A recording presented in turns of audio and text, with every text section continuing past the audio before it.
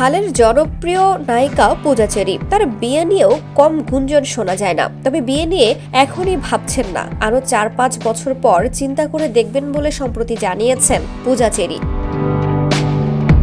বিয়ে নিয়ে কুয়ালালামপুরে প্রবাসী সাংবাদিকদের করা প্রশ্নের জবাবে এসব কথা বলেন তিনি। বলেন, বিয়ে মানেই তো সব শেষ, এখনো সেটেল হয়নি, বহুদূর যেতে চাই, মাঝপথে আটকে যেতে চাই না। মাঝপথে আটকানোর জন্য পূজা চেরি আসেনি।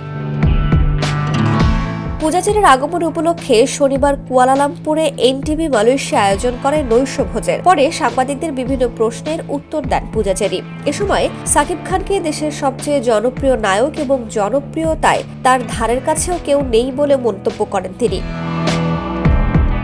রায়হান রাফির ওয়েব সিরিজ ব্ল্যাক মানিতে তার চরিত্র উপভোগ্য ও ব্যতিক্রমী ছিল।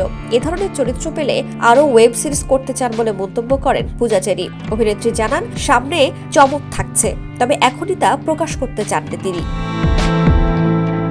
শিশু শিল্পী থেকে নায়িকা হওয়া একেবারে সহজ ছিল না উল্লেখ করে পূজা চেরি বলেন, এখনো অনেক স্বপ্ন অপূর্ণ রয়েছে, ভালো কাজ করে জাতীয় চলচ্চিত্র পুরস্কার পেতে চাই। ঢালিউডের এই গ্ল্যামার গার্ল বলেন, শাবানা ম্যাডামের ভাত দে কিংবা প্রিয়াঙ্কা চোপড়ার বরফির মতো চলচ্চিত্রে অভিনয় করতে চান।